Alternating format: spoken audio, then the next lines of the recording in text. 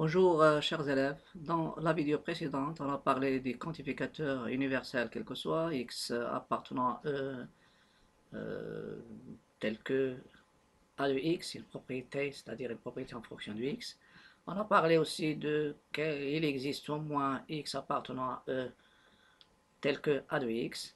Le quantificateur quel que soit est vrai si tous les éléments de l'ensemble E vérifient A de x, et il est faux si tu arrives à trouver un contre-exemple, c'est-à-dire trouver un x tel que A de x n'est pas vérifié. Il existe au moins x appartenant à E tel que A de x, et il est vrai si tu arrives à trouver un exemple. Un exemple, ça veut dire un x qui vérifie A de x. Et il est faux si aucun élément de E ne vérifie pas A de x, ça veut dire il vérifie sa négation. Maintenant, il y a une remarque concernant le symbole. Il existe au moins, mais il est associé à un point d'exclamation. Donc, remarque, la proposition E renversée, c'est-à-dire il existe au moins, mais il est associé au point d'exclamation et se lit, il existe un et un seul x appartenant à E tel que A de x. Sans lecture, il existe un unique x de E, ou bien un et un seul x de E, et vérifions A de x. Cette proposition, elle est vraie s'il existe un unique, c'est-à-dire il n'y a pas deux éléments. S'il y a deux éléments, elle est fausse. Et s'il n'y a aucun élément, elle est fausse. Donc, elle est vraie s'il existe un unique élément x de E qui vérifie bien sûr A de x. Et je donne un exemple. La proposition, il existe un et un seul x de R, tel que x carré est inférieur ou égal à 0. Elle est vraie car le seul réel qui vérifie x carré inférieur ou égal à 0, inférieur ou égal à 0 est 0. Parce que vous avez 0 au carré égal à 0 et 0 inférieur ou égal à 0, elle est vraie. Si tu remplaces inférieur ou égal par inférieur strict, elle est fausse. Maintenant, je vais passer aux phrases quantifiées avec plusieurs. Avant de traiter l'exercice, on va parler des phrases quantifiées avec plusieurs quantificateurs. Ça veut dire soit les quantificateurs universels, ou bien uniquement les existentiels, ou bien un mélange des deux. Avant de passer bien sûr aux phrases quantifiées avec plusieurs quantificateurs, je vais traiter un exercice contenant trois propositions. Exercice d'application. Les propositions suivantes sont vraies ou fausses. P. Quel que soit x, y appartenant à R plus au carré, ça veut dire x positif et y positif, la racine de x plus y est un entier naturel. Est-ce qu'elle est vraie ou bien fausse? Q. Il existe au moins un x appartenant à R étoile plus, tel que x plus 1 sur x est strictement supérieur à 2. Et R, quel que soit A appartenant à R, quel que soit B appartenant à R, A plus B au carré égale à A carré plus B carré. Vous pouvez remarquer ici, il y a deux quantificateurs, mais je peux utiliser un seul en utilisant le couple. La même chose ici. Je peux dire, quel que soit A, le couple AB appartenant à R au carré. On va essayer la réponse, ou bien la justification cas par cas. Je vais traiter le cas de la proposition P. Est-ce que chaque fois que je prends x et y appartenant à R plus au carré, la racine de x plus y appartient à n? Donc P il ne peut pas être vrai. Normalement, si tu prends x égale à 0, y égale à 2, racine de 2, ce n'est pas un antinaturel. P est fausse. Donc je donne un contre-exemple. Bien, je l'écris directement en abréviation. C'est avec exemple. Voilà, un contre-exemple. On prend, par exemple, x égale à 0 et y égale à 2. Alors, la racine de x plus y, ça sera la racine de 0 plus 2. C'est la racine de 2. Et racine de 2, ce n'est pas un entier naturel. Deuxième proposition, deuxième proposition, que il existe un seul réel strictement positif tel que x plus 1 sur x est strictement supérieur à 2. Voilà, x strictement positif, x plus 1 sur x est strictement positif. Voilà, normalement ici, Q est vrai. Car dans ce cas-là, je donne un exemple. L'exemple est simple. Je donne un exemple. Je prends x égale 2 et y égale x égale à 2. Uniquement x égale à 2. Voilà. Si tu prends x égale à 2, alors x plus 1 sur x, c'est 2 plus 1 sur 2, il est strictement supérieur à 2. Mais il y a une petite chose à savoir. Ça, c'est le cas lorsque je prends x égale 2. Donc, vous pouvez remarquer que ça apparaît un contre-exemple. C'est pas vrai. Pourquoi un contre-exemple? Parce que si tu prends x, oui, x égale à 2, x, donc ça marche bien, ça marche bien. Si tu prends, il est vrai, car si tu prends x égale à 2, alors 2 plus 1 sur 2, il est strictement supérieur à 2. Donc, mais il y a une infinité aussi des exemples. Car si vous prenez x plus 1 sur x supérieur à 2, vous passez le tout au premier membre, moins 2, strictement positif. Après, réduire au membre dénominateur, ça vous donne sur x strictement positif. Ça, c'est une identité remarquable. C'est x moins 1 au carré sur x. Est-ce qu'elle est toujours positive? Ça, c'est strictement positif, mais il y a une petite chose que j'ai déjà remarqué, mais je n'ai pas fait attention, c'est le cas si je prends x égale 1. Si tu prends x égale 1, x égale à 1, alors 1 plus 1 sur 1, ça donne 2 supérieur à 2, donc elle est fausse. Donc, ma proposition, elle est fausse.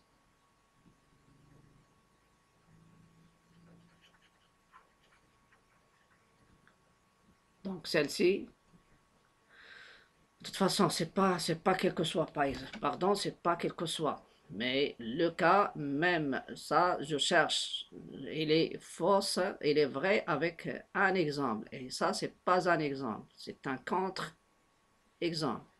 Mais celle-ci, normalement, elle est toujours vraie. Il y a une infinité de réels strictement positifs qui vérifient cette inégalité, sauf le réel A. Alors, donc, j'ai mélangé un peu les choses. Donc, attention, ça, c'est un contre-exemple.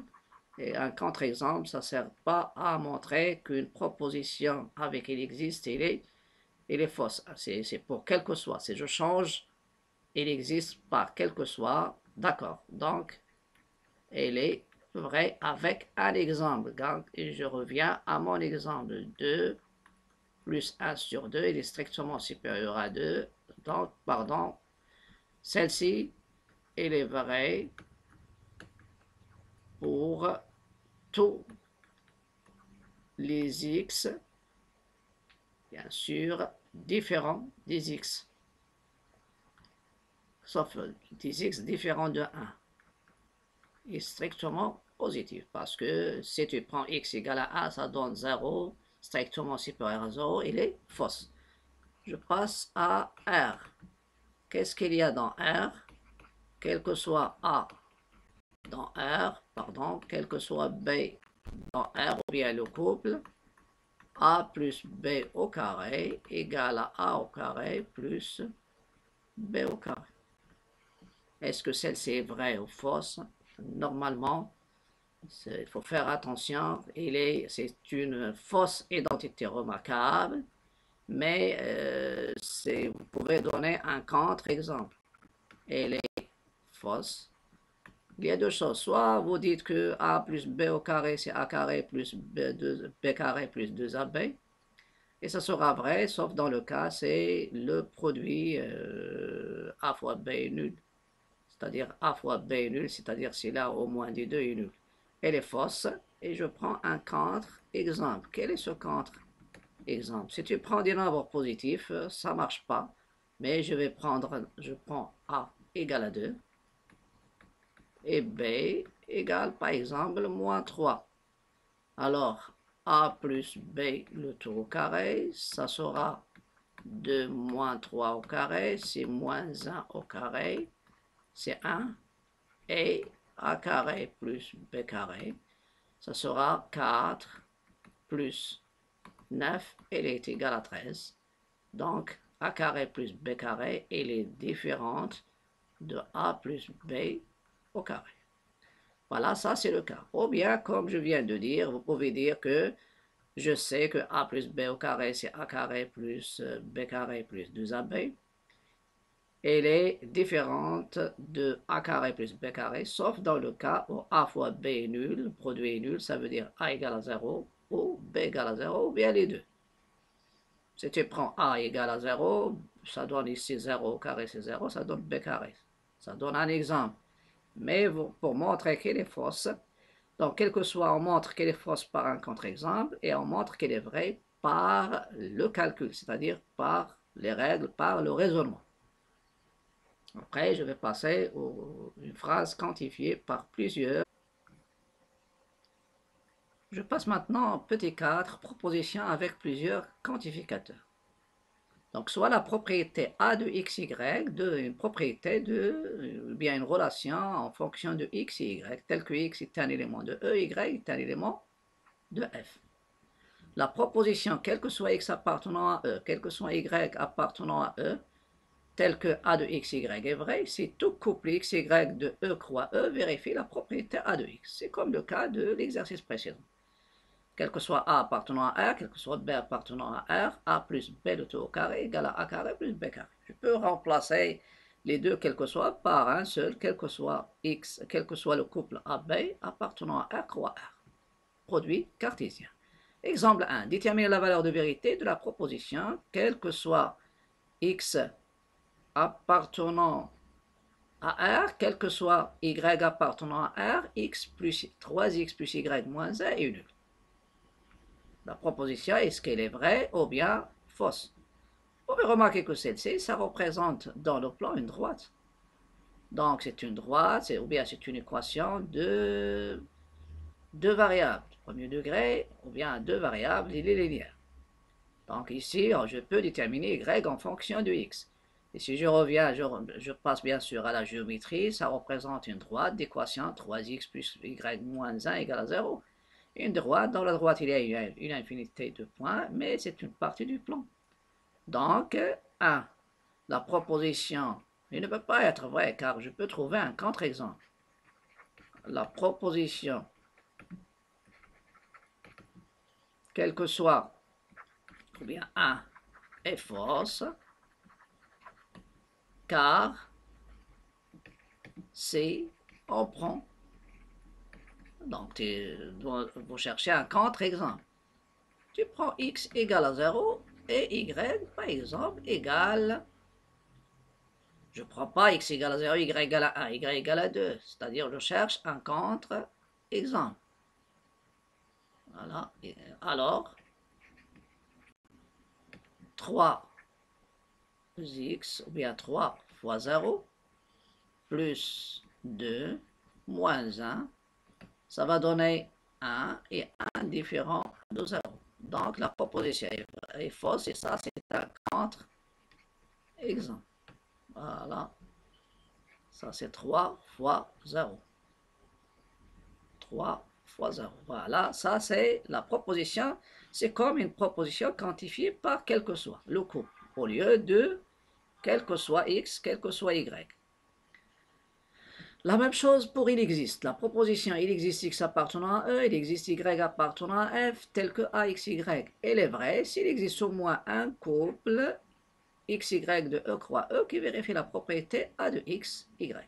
Détermine la valeur de vérité de la proposition 2. Il existe X appartenant à R, il existe Y appartenant à R, tel que 3X plus Y moins 1 égale à 0. Donc, dans ce cas-là, pour chercher un point de coordonnées x, y qui appartient à cette droite d'équation, qui vérifie l'équation, ça veut dire une équation linéaire à deux variables. La proposition 2, elle est vraie. Je donne un exemple. Voilà, je donne un exemple. On prend, dans ce cas-là, vous donnez une valeur à x. Je prends x égale à 0. Ça va me donner y moins 1 égale à 0. Et je cherche une solution. Y égale à 1. Alors, 3 fois 0 plus 1 moins 1 égale 0. Elle est vraie. Voilà. Le problème lorsqu'il y a un mélange. Voilà, dans ce cas-là, c'est le sérieux.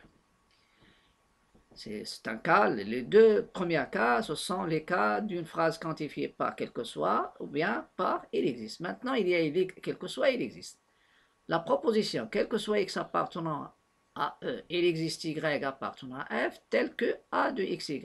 Tel que, lorsque je dis tel que, ça veut dire est-ce qu'elle est vérifiée ou non vérifiée. Quand est-ce qu'elle est vraie? C'est pour tout x de E, il existe au moins un y de f, et le y, vous savez, quel que soit, il existe. Donc, l'existence du y dépend de x. Chaque fois que tu prends x de E, tu peux trouver un y de f qui vérifie a de xy. Dans ce cas-là, ça sera vrai. Si pour un x donné, tu n'arrives pas à trouver y tel que la proposition axy est vraie, dans ce cas-là, ma proposition sera fausse. Donc, je répète, la proposition, quel que soit x appartenant à E, il existe au moins un y de f tel que a de xy, elle est vraie si pour tout x de E, il existe au moins un y de f, y, ça sera en fonction de x, tel que la propriété axy est vraie. Je reviens à cette équation du premier degré à deux inconnus. Voilà. Et je vais voir est-ce qu'elle est vraie ou bien fausse. Voilà. La proposition 3 est fausse. Est vraie, donc normalement, est-ce qu'elle est vraie ou bien fausse? Pourquoi elle est vraie? Car si tu prends, je prends un x appartenant à R et je cherche y. Voilà, quelle est la démonstration? Ou bien je peux poser la question. Pour moi, il est vrai parce que je peux trouver y en fonction de x. Si je prends un x quelconque dans R, le y, ça sera la y égale à 1 moins 3x. Est vrai, voilà, donc je continue. Est-ce qu'elle est vraie ou fausse? Voilà, je pose la question. Je dis, la stratégie qu'on va suivre, soit x appartenant à R, je pose la question, existe-t-il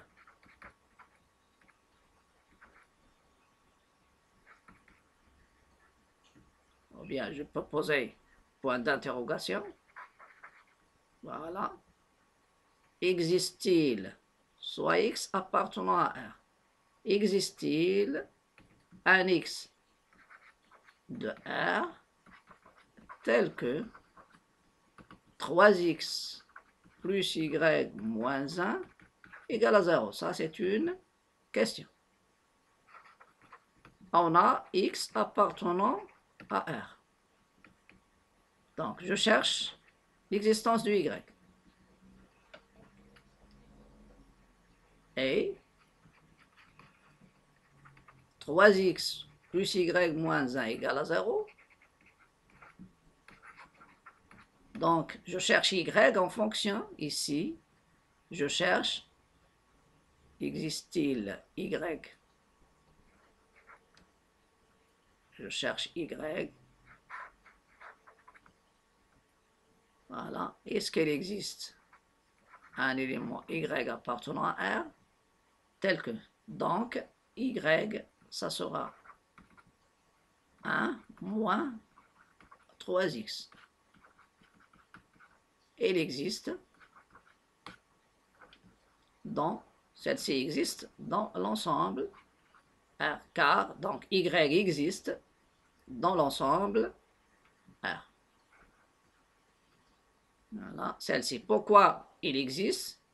Parce qu'il n'y a pas de dénominateur. Puisque c'est X appartenant à R, il existe bien sûr dans l'ensemble R. Donc Y, il est en fonction de X. En fonction de X. Donc, chaque fois que je prends X de R, j'arrive à trouver Y. Y, c'est quoi? Y, c'est 1 moins 3X. Le Y, il appartient à l'ensemble R. C'est ça existe. Et Y vérifie.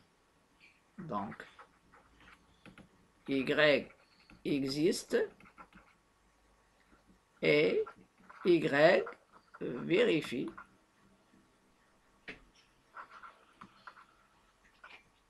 Vérifie l'équation. Quelle équation? L'équation 3x plus y moins 1 égale à 0. Voilà. Je continue ici. Donc, pourquoi il vérifie? Car si tu prends, par exemple, si tu prends 3x, si tu remplaces, parce que ici, c'est, je peux dire si seulement si, une équivalence. 3x plus y moins 1 égale à 0 équivaut y égale à 1 moins 3x. Si tu remplaces y par 1 moins 3x, tu vas trouver 3x plus 1 moins 3x moins 1 plus 1, c'est 0. Donc, la proposition de 3 est vraie. Supposons ici, j'ai trouvé y égale à 1 moins 3x sur x. Je ne peux pas dire quel est, c'est un rapport, et je sais que le rapport existe, et son numérateur existe, et son dénominateur, il faut qu'elle soit non nulle. Donc, c'est pourquoi j'ai dit existe dans R, ça veut dire il appartient. Et dans ce cas-là, on peut poser la question, quel que soit x, existe-t-il? Donc, normalement ici, il y a la question, il se pose sur l'existence de y. Voilà, ça, c'est une, on verra des exercices dans ce genre. Quel que soit, il existe. Je passe au dernier cas. La proposition il existe x appartenant à R, au moins existe x appartenant à E, quel que soit y appartenant à R, tel que AXY. Il est vrai s'il existe un x de E, tel que pour tout y de f, la propriété AXY est vraie. Si tu arrives à trouver un x de E, tel que la propriété sera vraie, quel que soit y appartenant à l'ensemble f.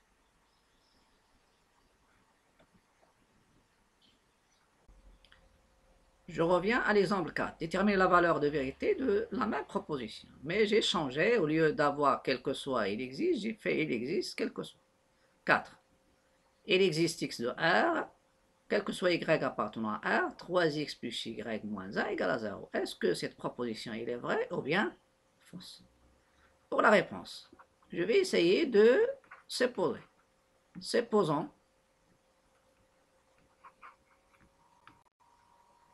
je suppose qu'il y a un x. Supposons qu'il existe x appartenant à R,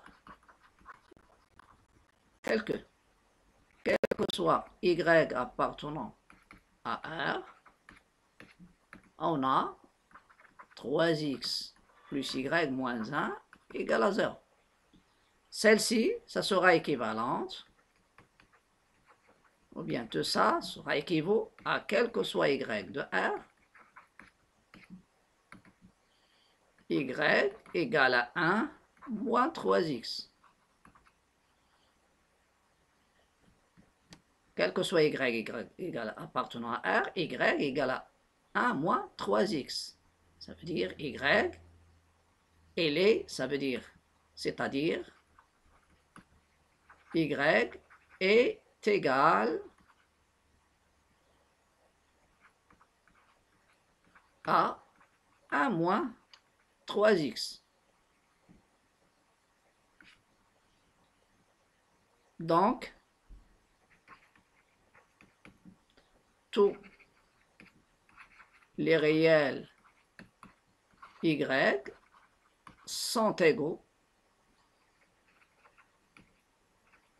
à 1 moins 3x. Et ceci est faux.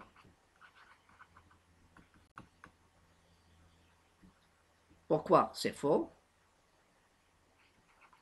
Car puisque tous les y sont égaux avec 1 moins 3x, donc si je prends y égale à 1 et y égale à 1 et y égale 2, alors qu'est-ce que je vais trouver? Je vais trouver 1 égale à 1 moins 3x et il est égal à 2 qui est, c'est une proposition fausse. Si je suppose que je peux trouver qu'il y a un x de R tel que y, il est égal à 1 moins 3x, ça veut dire l'ensemble, tous les y sont égaux à un seul réel qui est 1 moins 3x, ça veut dire l'ensemble R, il sera formé uniquement par un seul élément qui est 1 moins 3x. Donc 4 est fausse.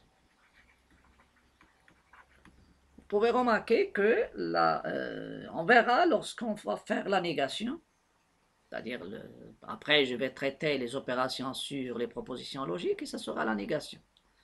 Et on verra que la négation de quel que soit, il existe. Et la négation des quantificateurs, il existe. Quel que soit, il existe x appartenant à E, il devient quel que soit x appartenant à E.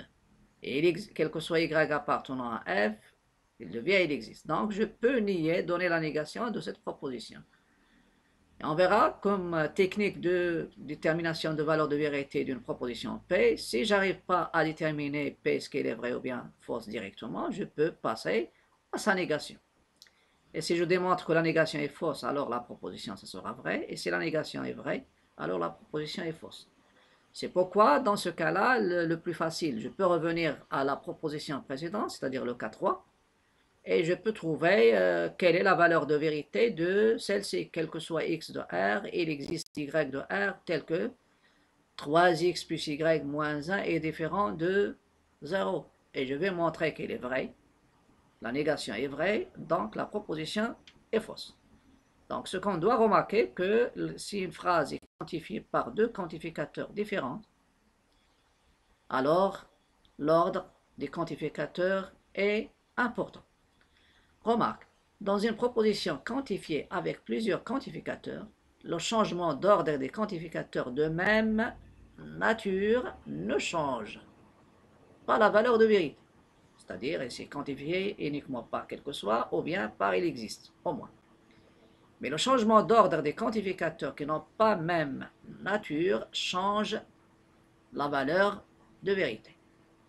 Dans ce cas-là, vous pouvez remarquer que 3, c'était quel que soit x de R, il existe au moins y de R, tel que 3x plus y moins 1 égale à 0, il était vrai. 4, il existe x de R, quel que soit y de R, 3x plus y moins 1 égale à 0, elle est fausse. Donc, dans ce cas-là, il y a un problème de changement